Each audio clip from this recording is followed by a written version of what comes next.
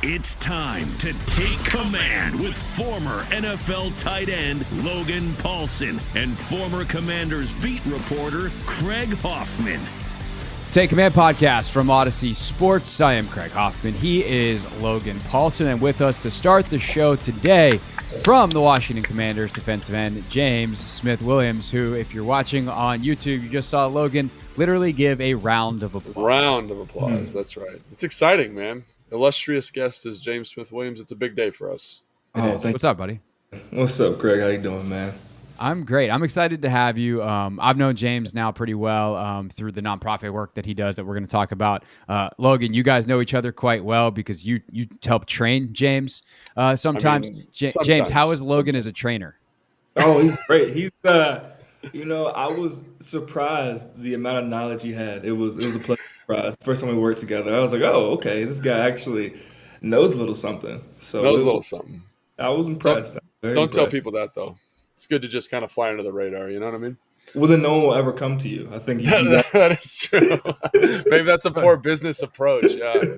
Yeah, I was gonna say, what are you doing? Is your schedule full? Just say that. You create demand. That way, in case if James is out of town, then there's a spot you want someone else to fill that. That's how this training Maybe business works. Do that. I need to see like a business mentor or something. Someone to help me grow that, make that better. Here's your tip number one. Don't say you suck. It's self-deprecating. People find it charming, right? Something like that. Yeah, that's funny. So what we're gonna get into a couple different things with James today. Of course, talking Commanders football with him, but also you've got a camp coming up on July 15th. It's for 7th to 12th graders, and you can sign up. We'll put the information in the episode link, or we'll put the link to email to sign up in the episode description. We'll also, I think, flash it here on YouTube in the graphics. So you email info@settheexpectation.org to sign up. It's in the DMV. So if you're in the DMV, you want to get some really great coaching. James, I think some of your teammates are going to be there. I'm actually going to be there with my guy, Chris Corres, trained with the best crew representing. So we got all kinds of stuff. We got a physical therapist who's going to be on hand, who I work with as well, Dr. Carly Hampton, who's phenomenal. So it is James Smith-Williams Champions Camp, July 15th, starts at 9 a.m. Definitely you want to come if you're a parent, you got a kid in the area who wants to just become a better football player. And so, James, I'll start with the camp. Like, why did you want to put this on, and why is it important to you? What makes this camp a little different from other football camps that might be out there? Yeah, so it was important for me because I've been in the DMV for going on 4 years now, and I feel like it's really embraced me as my second home and done a lot of work in the community. So if I had a chance to get back, I always will to this area. So that's why we chose the DMV as the place to host it. And then it's different because there's an off-the-field component as well. So you have the on-the-field football stuff you're used to, the drills, the cone drills, movement prep, things like that. But also there's about an hour-and-a-half session inside that kind of just works on healthy manhood, being a good man, what's that look like, and just kind of helping really have a holistic approach with growing our youth here in the DMV. What motivated that? Why kind of this dual nature of the camp? I mean, a lot of guys just have their football camps where they're making better football players. Why was that important to you to kind of cultivate good young men? Yeah, I think you kind of hit the nail on the head in your question. But for me, it's just more than football. I think football has been an amazing platform, but it's allowed me to do different things. So when I go and speak to the youth, I don't always I will talk about football because that's like my first level of engagement with them is what gets them to buy in. Sure. But I want to hear about more than just football. I want to hear about how to be a good man, how to be a good teammate, how to be a good person in your community. I think that's, at the end of the day, much bigger than football. How has the work you've done with Set the Expectation specifically shaped what your definition of a good man is? Oh, it's defined it. I think being in different rooms and speaking to different populations, when you go to shelters and you go kind of see the people who are affected firsthand, it really changes how you view yourself. You understand that your worth isn't really defined in how you play football. It's more so defined in how you help those around you. So, for background, for those that don't know, Set the Expectation helps fight sexual and domestic violence by education geared towards men. You got involved in the organization in college after a presentation by founder Brenda Tracy. But what kind of work were you doing, community based, or thinking about these topics, masculinity, whatever it may be, before Brenda walks into that room and fundamentally changes your life? Yeah, I mean, I was doing, I think, things that the kind of team had to sign up for. You know, we hand out gifts through Christmas, we'll hand out bikes at basketball games. But when Brenda came and spoke, that's when things really, really changed, and I took on that role more myself and took a less of a passive approach and more of an active approach, going to seek out this issue and kind of approach it head on. Nice. And so for your camp, who do you speak, or is it like a representative from Set the Expectation? Like, how does that go? So I think we have three speakers, at Okay. least two, maybe a third. I know Brenda will speak, Kyle Richards will speak, and we might have a third one. I think we're working on, so I won't announce it here. But I will be the on the field portion. Okay. So I'll be working hands on with the youth. I'll have me a drill. I kind of float around. So I'm really excited for that, and I will let the experts at speaking do their thing. I know also Brenda recently came to Washington to speak with the Commanders. There's some great pictures and everything. I also know that you weren't able to actually be there that day because you had some things you had to take care of. But as you got back to Ashburn and talked to your teammates, like what was the impression that was made for something that's touched your life so much when they got that same experience? Yeah, so I mean, it's actually pretty crazy because Brenda works a lot with colleges. So she's spoken to, I think, maybe a dozen of guys already. So they kind of already had an idea what she was going to talk about. But the men in the room who saw her spoke so highly about it. The coaches pulled me aside and they're like, "This is incredible. Like this is, I mean, it really gave me a different perspective." And my teammates who are at that maturity level and they're having a family and they're kind of opening their eyes to things that go on in the world and the things that we're often in the bubble playing football, especially in the NFL, and that kind of just popped their bubble a little bit and gave them a little bit of perspective of what really goes on. So everyone was really positive in terms of how they said the talk went, and so it was good getting back to Ashburn and hearing their reviews, for lack of a better word. Yeah. Last question I'll ask you specific to the work in STE before we get to, not necessarily just on the field commander stuff, but, coaches and influential people, why you choose this avenue to connect with young people. But what's the breakthrough moment for you and you think for your teammates and coaches? Like we all know that there are issues in our world, in our country, in our communities around sexual violence, around domestic violence. And we can see statistics and we go, wow, that's really bad. But what is it about the way that the work is approached with Brenda and what connected with you and same thing with your teammates that you think makes people have this kind of switch get flipped compared to just another news story, another statistic?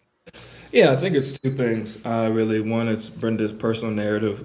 She talks about her experience, things she's been through, and I think that really resonates because oftentimes you kind of get lost in numbers on a board. It's 70%, 60%, and there's no visualization of what that actually looks like.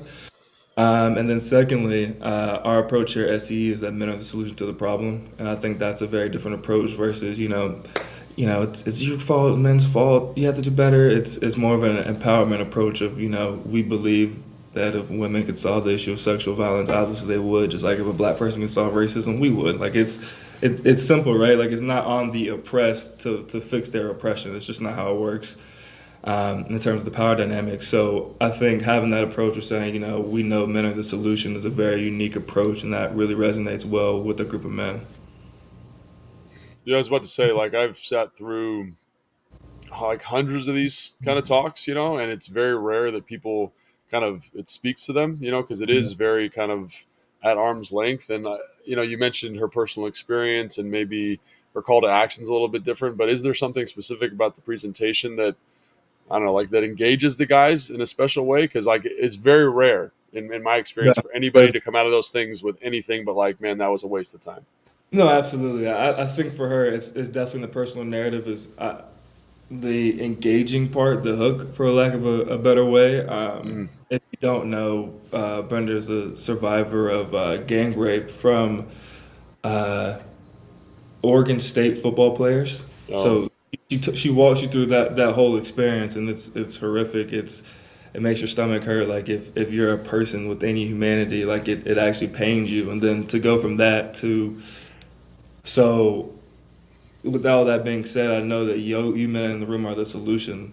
You're not expecting that, right? Like you're kind of leaning away, like, oh, here it comes. We're finna get smacked in the back of the hand. It's finna be a lot of finger pointing, and then she instead turns around and, embraces you and engages you and pulls you in and says, hey, like you can ensure that this doesn't happen to anyone else. Like you have that power and that influence in this room. And I think that's a very unique approach.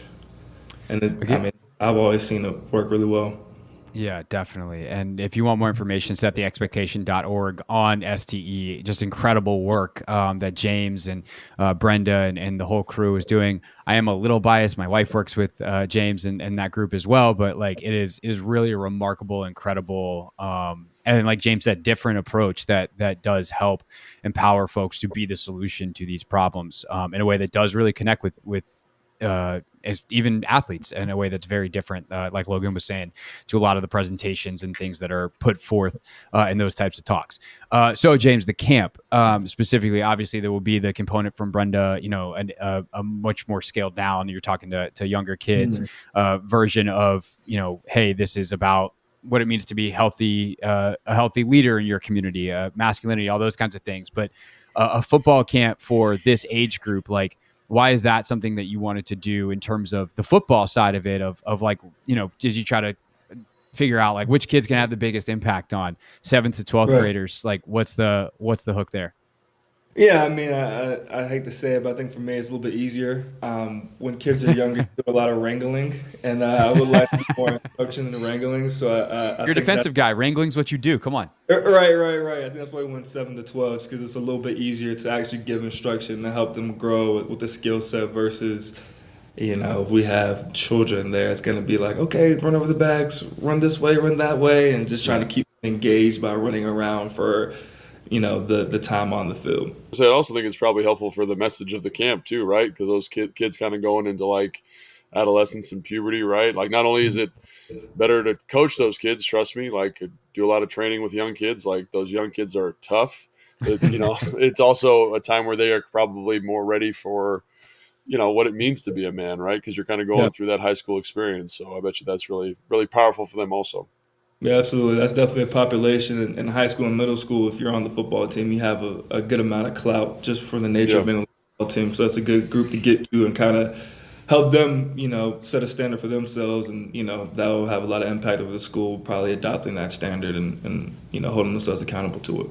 Were there any camps or, kind of formative experiences you remember from, middle school, high school, coaches or mentors that really impacted you?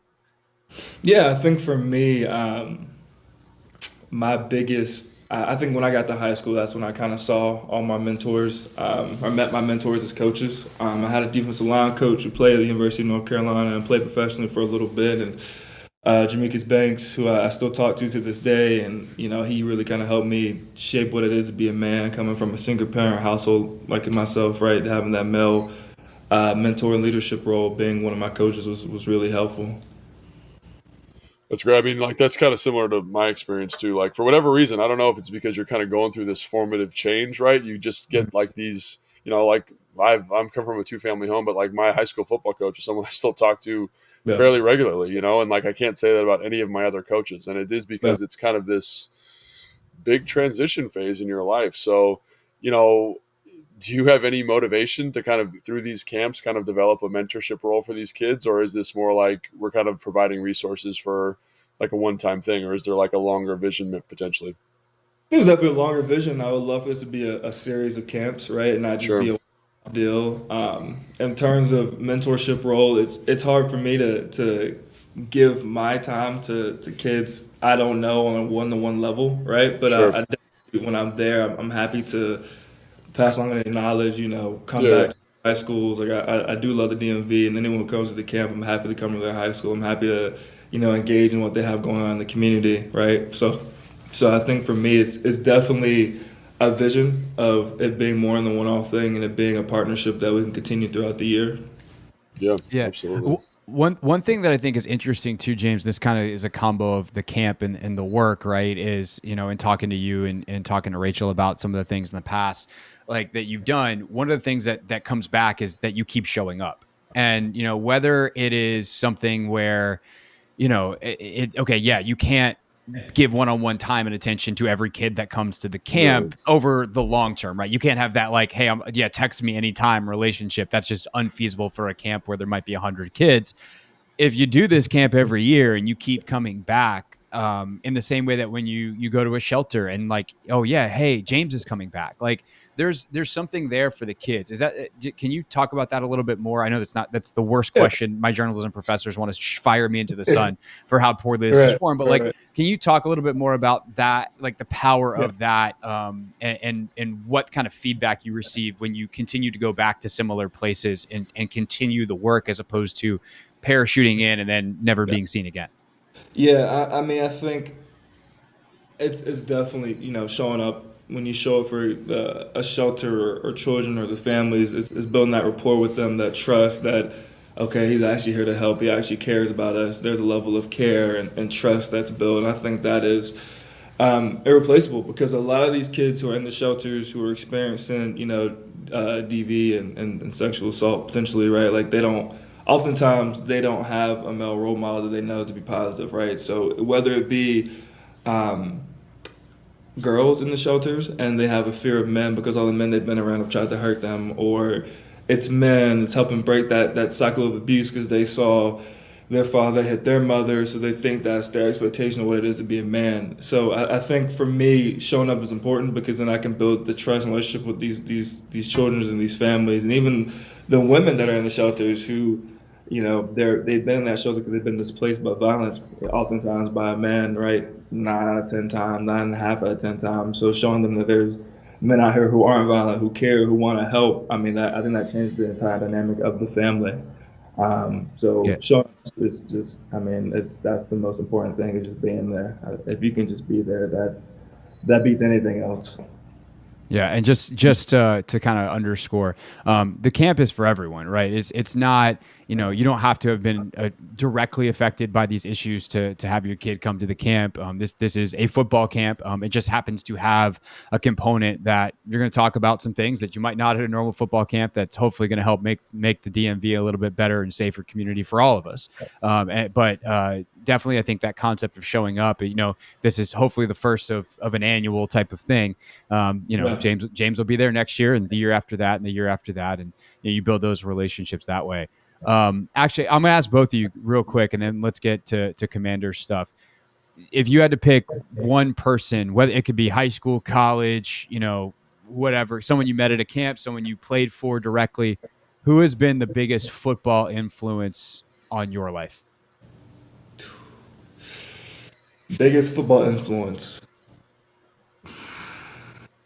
So I think there's a couple different ways to approach the question. I think for me, I have a handful, just because I have 2 high school coaches that I think really inspired me to believe in myself that I could continue playing at the next level. My defensive line coach and my head coach, and they were there along the way, kind of guided me through the process. And then I had a defensive line coach my first couple of years in college. His name is Ryan Nilsson, who's now the DC for the Falcons, I believe, or the Saints, maybe one of the two. Probably should figure that out, James. I don't know. I don't know. But when I was in college, he rode me like no other. Like it was like I used to dread being around him, and now seeing where I am now and the skill set he kind of helped me develop and grow, I'm very appreciative of our time together.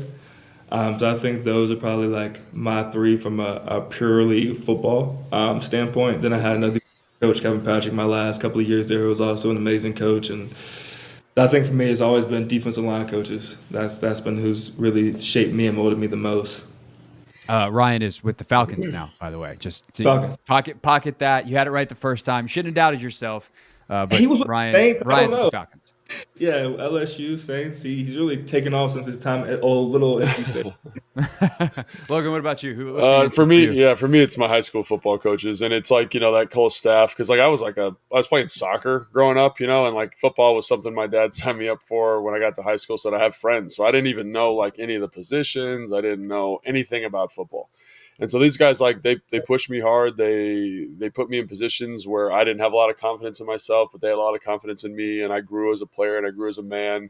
And basically, like they got me a scholarship. I had to play football, but they like really promoted me and gave me that opportunity.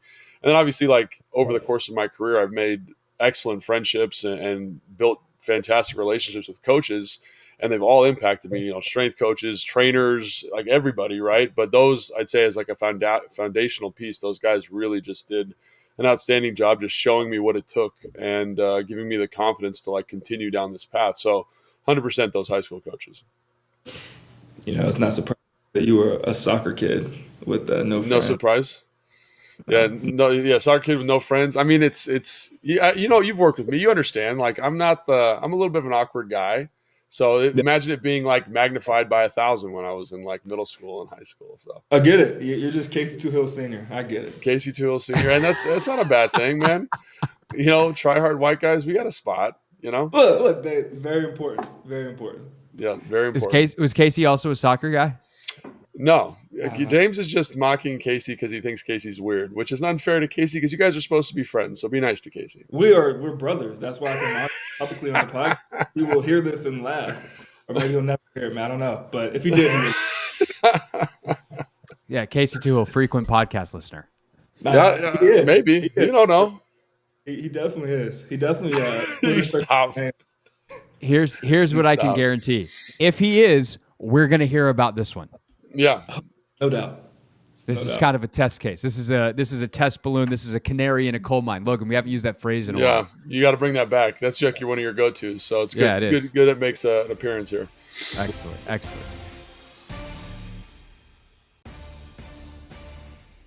All right, Take Command podcast from Odyssey Sports. I'm Craig Hoffman. He is Logan Paulson. Our guest today, James Smith-Williams, defensive end from the Commanders. So let's talk a little Commanders football, the thing that most people have been waiting for. Of course, I hope everyone took in the first part of the pod. Great stuff, and appreciate you for sharing all that, James, with us. Let's start broad. Like, what'd you make of the spring, the new practice structure and everything that EB brought on the offensive side that kind of shaped how the team came together, and how did you feel like your spring went? Yeah, I think holistically it's been a great change. I think historically in football, DCs are usually defense coordinators are usually the ones who are yelling, screaming, really high standards, go, high tempo. I think that's always been the DC role. So it's been nice to look over on the other field and see EB getting after them and screaming and holding them to a really high standard. It's been a nice change for me as a defensive player. But the offense has been great. They've been humming along. You definitely see the systems getting in place. And I think for me it was a great spring. I think this year was more of a focus on individual, on fundamentals, on technique, and not so much getting after it when we're doing good on good work. It's been more cooperative, trying to both learn the plays and they're trying to install their system. So it's been a really productive spring. Is that challenging for you? I mean, I know there's a lot of guys that handle their off seasons very, very differently. OTA specifically, minicamp now, especially with the new CBA. Has it been tough, like not seeing any run looks? Has it been tough, not getting any live pass rushes? Like, how's that been for you? I think the no live pass rushes is fine. I think that's okay. We'll get the camp. We'll kind of knock the dust off. No run looks will be interesting. To see how that shakes out when camp comes. I've been used to just getting off the ball. I know it's a pass. I'm just racing up the field and we'll go from there. So I think, when it's run, I have to reel it in a little bit. It'll be a little bit of a change and a little bit of adjustment period. But, camp's very long. We'll have pads on. So, it's not like I haven't played the run for a long time at this point. So we'll get back to the groove of things. It'll be nice. It'll be funny that, the first time that they run a run play in fall camp, I assure you the defensive line will be 80 yards up the field. So we'll have to rein it back in from there. Because you've essentially had what is it? I'd say approximately like 175 pass rush reps during OTAs and minicamp. You know what I mean? And it's just been no other looks. There's been no other kind of changes. And so in terms of like the mental load, like I personally think fitting a run is harder than rushing the pass rusher. Like where are you guys at with that? And how much time have you spent on it? Yeah, I mean, we still talk about it in the film room. It's good you talk about it. That's important. Yeah. We still discuss it. We still drilled it in ND. We did our run stuff. It wasn't straight pass rush. Just spent a lot of time on, hand placement, striking the bag, 6-inch steps, good pad level. Like we're still discussing it. When we get to camp, we'll be knocking the rust off for sure. Yeah. But I mean, if that's their offensive philosophy, they want to sling the ball around, whatever they want to do. I don't really know. I don't remember when we played KC all those years ago how they approached it. Obviously, Patrick Mahomes changes things, right? Mm-hmm. But yeah, I'm full confidence in that staff. Obviously, they're winners, and I mean, what else do you want? Yeah, the training camp exists for a reason, and it is so long. It was so long as a reporter sitting down there in Richmond covering it. Nevertheless, as you guys actually being out there. Don't worry, we have a joint practice with the Ravens. I know they like to run the ball, so we Yeah. get a lot of practice. Get a lot of looks, man. I Yeah. do. I have a client that works for that sent me some clips, and I was like, "Is this your practice?" And he goes, "Yeah." And it was like 9-on-7 team run, like 4-on-4 pod drill, and I was like, "Dang, bro! Like you guys are really kind of going in a completely different direction than the old Washington Commanders at the moment." Yeah. So put your mouthpiece in, James. We'll It's going to be a long day. Yeah, don't worry. Especially the Ravens with pullers and the fullback sets and lead blockers. We're gonna get a lot of run looks. We'll knock the dust off. Yeah, as long as you're Real ready quick. for mid-September, that's all that matters. Exactly. You mentioned something though that I think is interesting because we have obviously spent a lot of time talking about Sam and the quarterback position and trying to evaluate it the best we can given the circumstances of it being OTAs, no pads, no run plays, etc. But when you talk about, hey, I know as soon as the ball snapped, it's pass, I'm up the field, like. How different is that for you guys defensively, and how much harder do you think it was for the other side of the ball to play, considering you guys did not have to even think about the run, nevertheless respect it? Yeah, I mean, for us, it's totally different. Depending on the team we're playing, right, week by week, game plan schemes, it's not often that we're just like, oh, it's pass, and if it's not pass, we'll go from there. So the spring's definitely been very different. So that's been a different approach, and for the offense, it's been probably way more hard because we're not respecting your play action pass blocking. We haven't ran the ball, so why would I respect the play action pass, right? So and they're short setting, and I'm gone because this is good, not a run block. So it's been hard for them, and they've offensive lines had some complaints about what are you guys doing? You don't play the run anymore. I'm like, why would I? Yeah, why would you? Yeah. Why would I play the run? For what reason? When have you ran the ball? So we've had that conversation. End of the day, we've got a good work in together, and we've all enjoyed the spring, I think, a lot. Yeah. And so, like, what's the obviously, kind of people are in and out during OTAs and minicamp, and that's way different than when I was playing. Obviously, everyone was here kind of all the time, building that fellowship, building that camaraderie, and also kind of getting into the defense. How is it when guys are kind of, you had a trip, you left for a little bit, right? You came back. Like, how has that been? How's that? Maybe you don't know anything different, but how is that kind of group coming together, you think? Yeah, I mean, I think we benefit from playing together for all of us now have been there for 4 years. Yeah.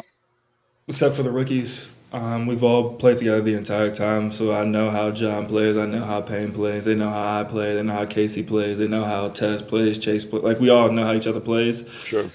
So there's not a lot being missing in that regard. And obviously fall camp, that stuff will click into place quickly. And for me, I mean, I think for us to be professionals at this level, I don't really care what you do as long as on Sundays you play well. And I think that's where it matters, where anyone cares about. So, yeah.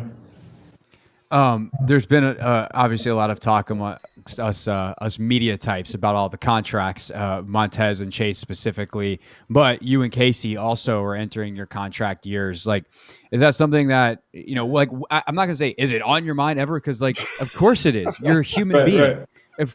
Duh. Wait, like, money? I'm Future? Is that on 1 my year mind? into my 2-year deal. I'm like, contract year. Better do some good radio shows for the next 12 months. Like that's of course. But I guess that what I would ask though, James, is like, when does it enter your mind? Is it any, like, when you're on the practice field, are you completely free of it? If you make a mistake, you're like, oh no. Like how and when does that play into the psychology of being a professional football player? Yeah. And Logan, obviously, you have experience with this as well. If you want to touch on that. So I mean, I can't speak to the season part. I haven't gotten there yet, but I think for me, it's more so been the motivation and a little fuel to the fire in terms of laying the foundation, right? So my approach to practice is going to be really sharp and really crisp. My workouts now, how I train and my downtime, do I want that, I don't know, piece of, do I want a bag of French fries or should I probably eat some greens, right? Like it's the little decisions that I think it affects more for me. I've never made a mistake and been like, oh no, this is a contract year. I shouldn't have made a mistake. Right? Like it's. I think it's one of those things. Like there's 32 teams out there, and someone's gonna value what you do differently than someone else, right? So there's no use in worry about the mistakes. You gotta play free and get some production going. I think that's the best approach to have. Yeah, and for me, like, I don't know, I was so close to it. Like I was so worried about the day to day, those small decisions that James was referencing. I didn't really have time to think like big picture because I don't know. I don't think you can, honestly. Like, I mean, like maybe mid-year you're like, man, I only had, or like I only had 10 catches or something like that, or I only had 5 sacks or whatever that number is. You're like, man, maybe I need to kind of reevaluate what I'm doing. But like big picture, like it's the little decisions. It's like eating an elephant, one bite at a time, and eventually it gets you to your goal, hopefully. And, I played a long time, and I had a couple of years where it didn't get me my goal, and I was like, man, got to reevaluate this sucker. So it's just part of the deal, you know what I'm saying? So it's an important part of the game, but can't let it consume you because it makes you play tight. It makes you play less effective. Yeah. So Exactly. Yeah. In the moment, you gotta live in the moment, and then hopefully in January I can hit one of the Pains sign the check celebration. I think that's such an interesting and like great answer though that we just don't hear athletes talk about often, because it's not like you line up on 3rd and 7, you're like, I got to get the sack here so I get the contract, but it's the little things along the way where you could maybe lose focus, you could maybe let yourself slip a little bit, and it's like, nope, like, hey, I've got a purpose here, and that sense of urgency I think is elevated. Oh, Yeah, go ahead. winning would definitely help out. Ooh, look at true. you. Yeah, people who get paid are people who come from winning teams, and it doesn't help. It doesn't hurt. It doesn't hurt to win. Never hurts to win. Yeah. Facts. Last thing from me, and then Logan, anything else you want to add on the way out? But for you, if people want to know like what it's like in that D-line room with all those personalities, with all that talent, with everything going on there, how would you describe the D-line room? It depends on time of year, time of day. Every day is different. It is a lot of personality. It's a lot of talent. It's a lot of jokes. It's a lot of laughter. But at the end of the day, right? Like it's all of that stuff's enjoyed when we're winning, right? So when we went on that run, that room was a lot of fun. We're always a lot of fun, but it's all predicated on us winning and having success. As long as that stuff's going well and we're all cool to lay around and joke and cut up and have a good time. It's a great room, though. I don't know if there's any other room like ours in the league, especially. A lot of big personalities there. Yeah. And so, okay, how about this? Obviously contract year. What's some goal? Like do you set goals early in the season, and what is maybe one of those that you'd like to share, and just kind of what are you doing to get there? Yeah, I have tangible goals. I have a goal board. For me, I have a couple of markers in terms of pass rushing, pressures, hits, things like that, because at the end of the day, you are aware of what it takes to get you where you want to go. You look at like 6 or 7 sacks, 25, 30 QB hits, but it's also one of those things too where it's my role is shifting on the team, right? With Chase coming back, reps look different, so there's a lot of different things that I have to play out and variables that I'll have to go through and experience as the season goes. There's definitely some tangible things I definitely want to get done. Yeah. Yeah, absolutely. Well, good luck with those, man. And Yeah. good luck with the camp too. Lots of. You're a busy man. You went to Korea. You did a whole bunch of stuff, man. I feel like you're never. Your head's never on the pillow, really. No, not often. Not often, man. But that's how I like to live. So I got no complaints about it. Yeah. Well, if you want more information on the camp, settheexpectation.org. You want to sign up, info@settheexpectation.org. And we hope to see kiddos out there July 15th. James, appreciate the time on the pod. Enjoy the rest of your off season. And I guess I'll see you a couple weeks at the camp. All right, man. Sounds great. Appreciate you.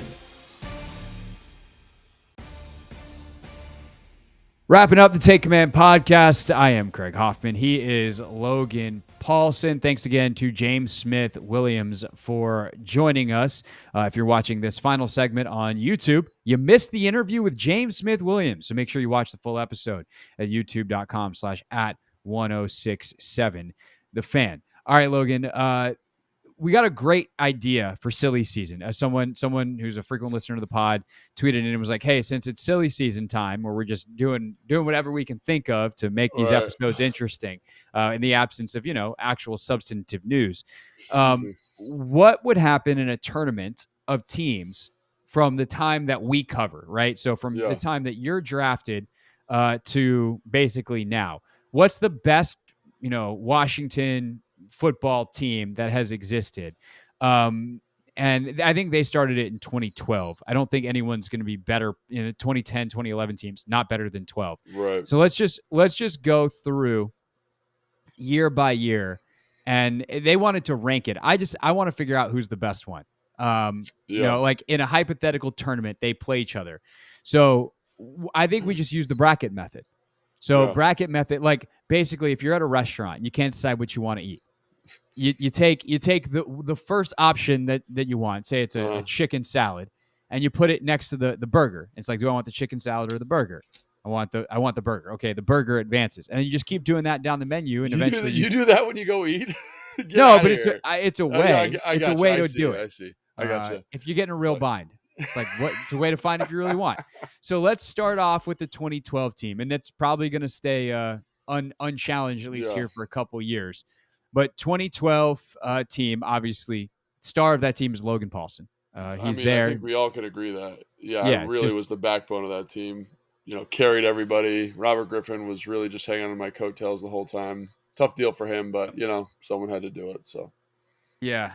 I mean, good job for him. I'm never mind. I'm just not going to get us in trouble. So Robert's rookie year, incredible, magical season. You got Alfred Morris rushing for 1,000 yards. You got real talent on the outside. Pierre Garçon. Didn't he rush for like 1,600 that year? Was that the year? Yeah, it was a monster year. I said 1,000 to be conservative, because I didn't know the actual number, but monster year.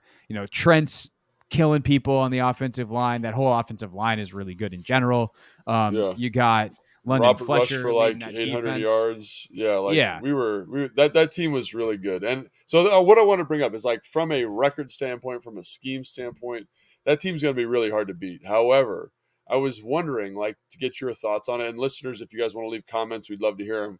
Like, how does that offense translate now when, like, we're kind of in this positionless football where you get more DBs on the field, you get guys with more speed that can match up with that RPO? And I know Robert was fast, but like Devin White, for example, in Tampa Bay runs a 4.3. Like, these linebackers are a different breed of animal. Montez Sweat runs a 4.4. Like, how does that offense translate to this level? And I think that to me is a really interesting thought experiment, just because, like, back then, like, we were playing base defenses. We were playing teams that had never, like, it was so cutting edge at that time. Defenses had no idea what was going on. We were seeing a lot of cover 3. No one would blitz us. Everyone was scared to death to play out of a gap. It allowed us to play super fast and just be ballers. I mean, now that scheme has become more prevalent. Defenses have figured it out. Does that team have the same success now? And it's kind of one of those things, like, does a player from the past have the same success now? Right. But it's something I wanted to pose to you guys. Like, what's your thought on that? Yeah, it's hard. Like, we do this in basketball all the time, and it's like, well, who's actually a better basketball player, like Stephen Curry or Magic Johnson or whatever? And it's like, well, if Magic Johnson came up in the modern times, he probably would have figured out how to shoot a 3-pointer. So just going like, well, Steph shoots threes. Now, Steph shoots threes, but it's a bad example because Steph's the best shooter ever on the history of the planet. But, like, he came up, that would be that was part his of his thing. game. Yeah. Right. Right. So it's a great question. I don't know how much we want to factor that in versus kind of their relative greatness Yeah. within their, the context in which they And maybe existed. that's But it's another a great, episode for silly season. yeah. Yeah, no, I think that's really great. Like how, because I'm sure there's also other things that were advantageous in terms of the way they played versus, problems that could present to defenses now. But it is, worth pointing out that like as Kyle's offense has proliferated the league in some way or another, like this in many ways is the genesis of it. Like this, Sure. what Kyle has continued to build in all of his stops in various forms. He was very successful with Matt Ryan in Atlanta, who's not running zone read, but some of the concepts and some of the big picture type of things, the way he thinks about manipulating defenses really come into form in this 2012 team.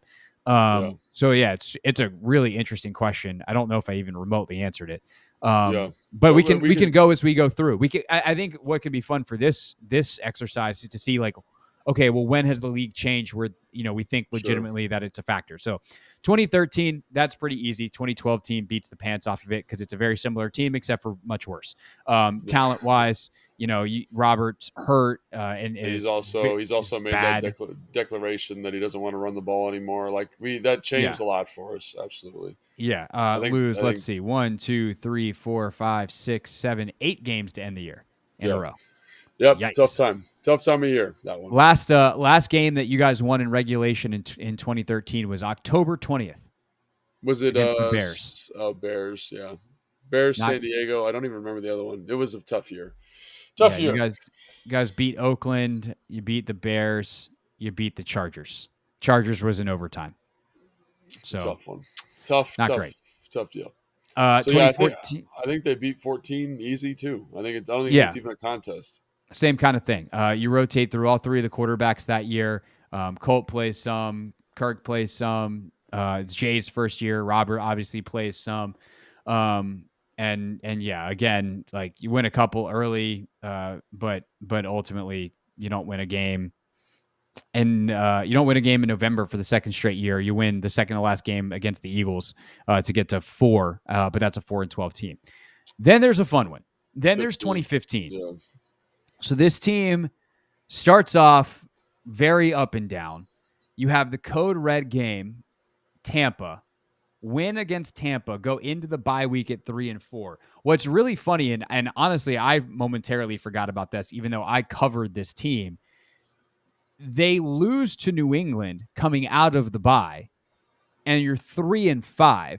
You beat New Orleans. You alternate wins and losses going into Chicago on December 13th, and then you win every game in December. You win 4 in a row before ultimately losing to Green Bay in the playoffs. This is Kirk throwing to probably the best wide receiver group that you've had in this time. Pierre's still excellent. You have obviously Deshaun. Jordan Reed is an absolute monster this season. Chris Thompson's very effective. There's just a lot of good football players. Jamison Crowder is a rookie. You had a good special teams that year. Andre Roberts took a kick or two back. I think 2015 through versus 2012 is pretty interesting. Yeah, I'd say that's the best offensive line they've had here in the last 20 years. That is like the closest it's been to the Hogs. Like I remember when I was in Chicago at the time, we played them, and I remember watching them in warmups and watching the game from the sideline, and just the level of protection, the physicality that group played with, and then the dynamic playmakers you had on the outside. It was next level. Like that's Bill Callahan before he's got everybody banged up.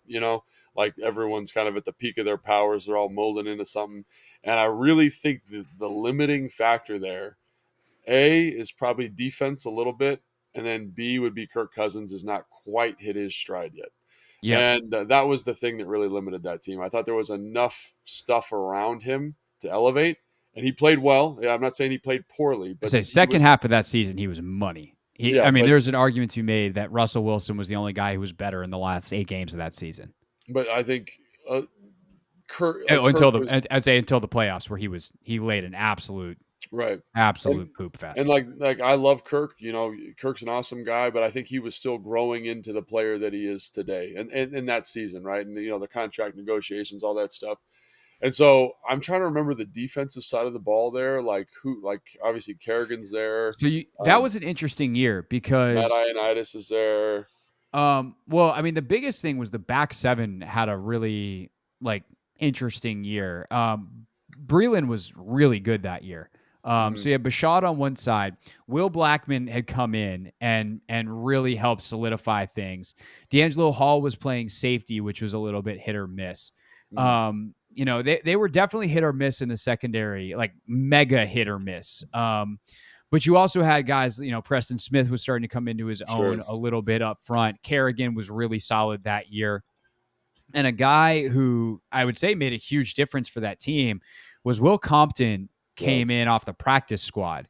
And Comp kind of got everything organized, and they just were a better defense once he got in there at middle linebacker.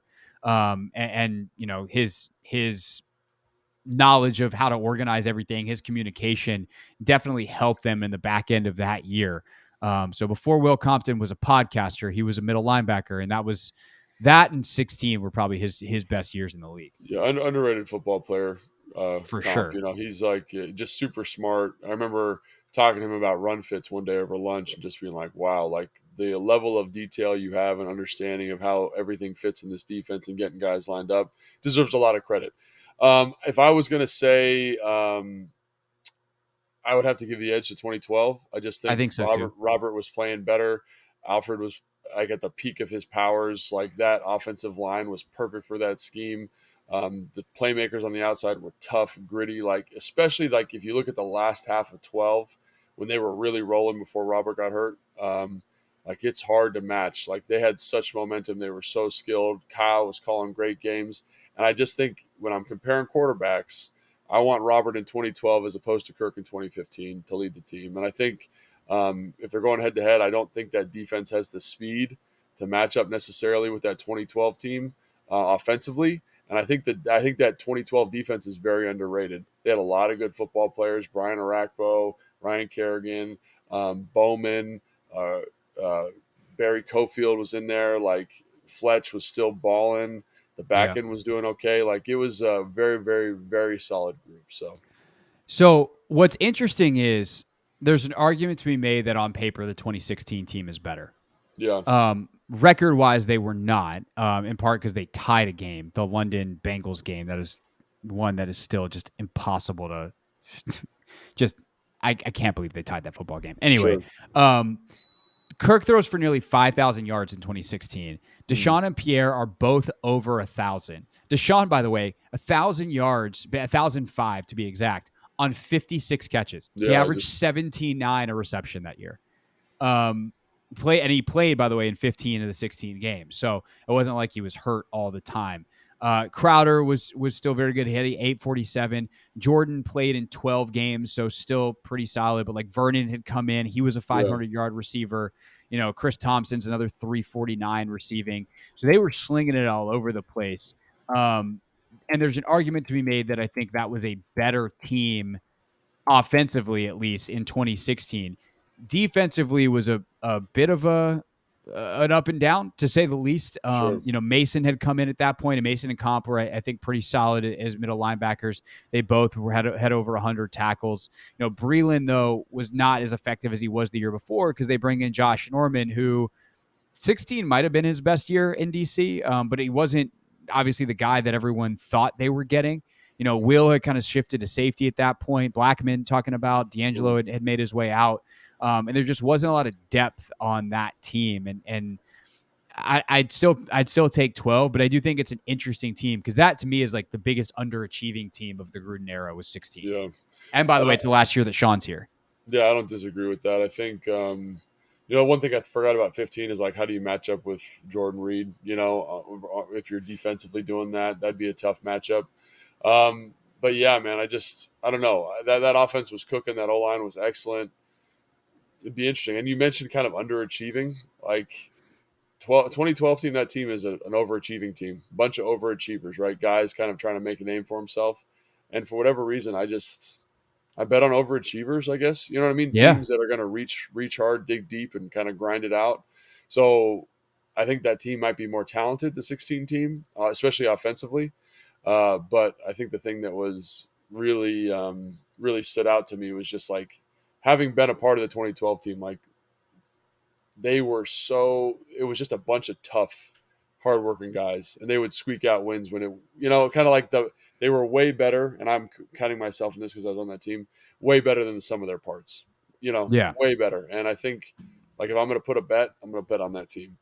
I think the thing that also is missing between 12 and 16, the leadership of a guy like Fletch, Yeah. that those 15 and 16 teams didn't really have that guy. And, something that was talked about, like as Kedrick made his way out, as Zoe wasn't brought back, like as London It's a big deal. retired, like Yeah. there was a void of leadership that I think was really necessary. And you had guys like Terrence Knighton who came in and underachieved and like were thought like, oh, is he going to be a leader? And it's like, no, that guy doesn't really have that tool in his toolbox, even though he's a vet. So there's a lot of that point in 15, 16. And it was a young coaching staff too. Because so Mike did a great job of, like, I just think about everybody, like Josh Morgan, Pierre Garçon, those guys were leaders.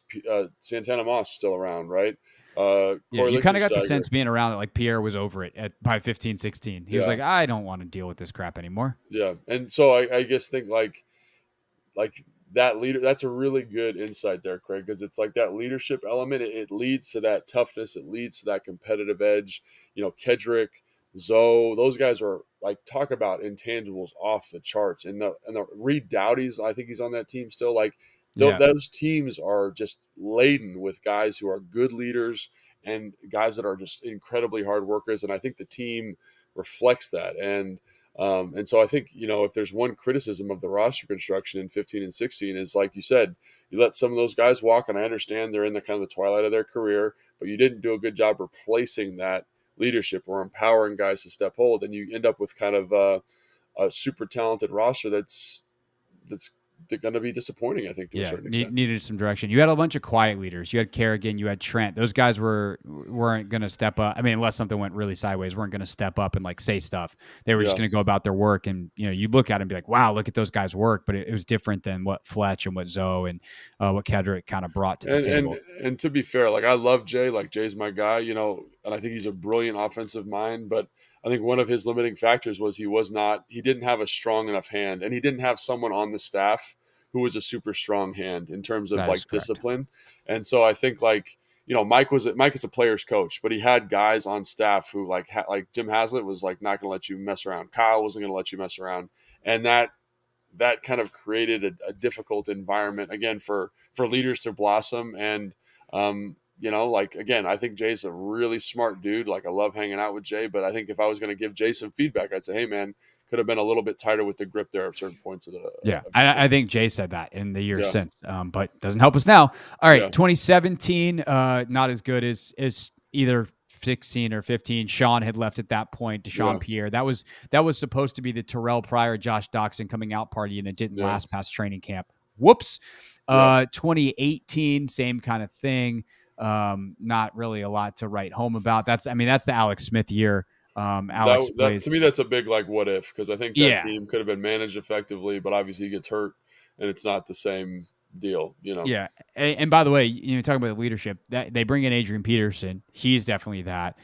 Alex was definitely that, and then when it went sideways because of Alex's injury, like goodbye on that. 2019's an epic disaster. Jay gets fired. 2020, they make the playoffs, so I guess we real quickly entertain this thought exercise. But they're not beating the 2012 team. Like you got Alex playing, really just, I don't even know what to call it. Miracle football. He goes 5-1 as a starter.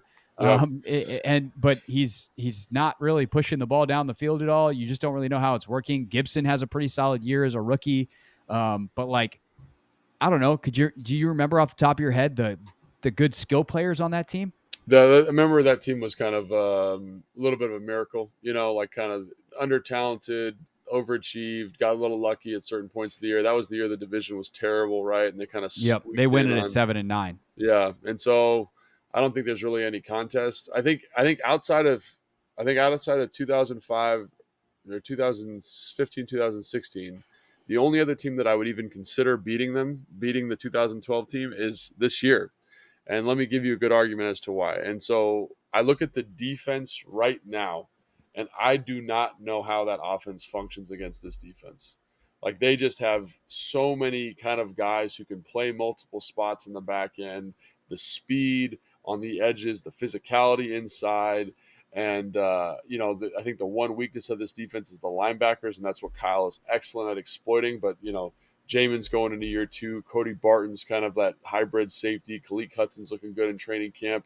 Really, the guy to me is Cam Curl, Quan Martin, those guys, and the role they're going to fill out. Percy Butler, though that safety nickel, Buffalo nickel kind of group of guys we always talk about. To me, that is a really, really special group of guys, and I don't know how you contend with that offensively. And the only question is, like, can this offense, or would this offense and Sam Howell be able to put up points? And with EB, like, I have a lot of confidence that they're going to be able to do something.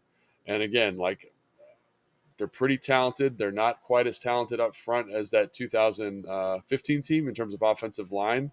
Skill position players, you're unmatched almost in that tenure, right? With Jahan and Terry and Curtis Samuel, right? Like, I mean, it's probably the best since 16 with Deshaun, Pierre, and Jameson.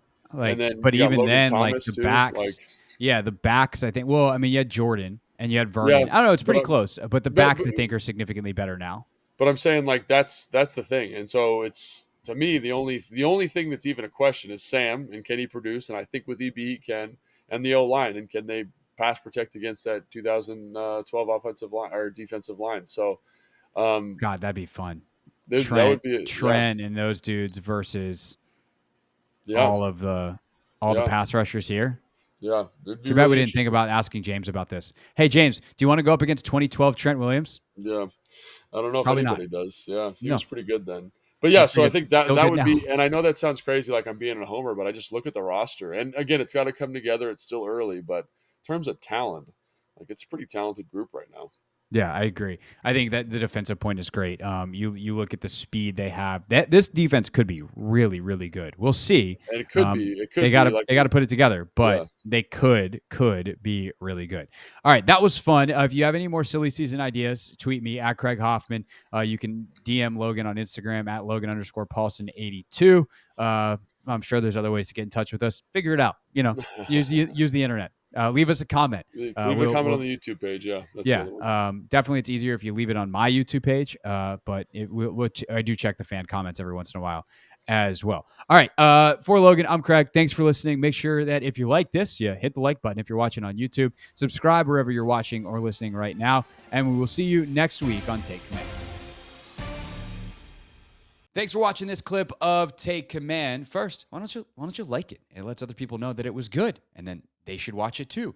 And Logan, we have a new exclusive home for full episodes. We do. 1067 The Fans YouTube page. Go check it out and please subscribe. Yeah, do what Logan said. Do it. Very, very smart.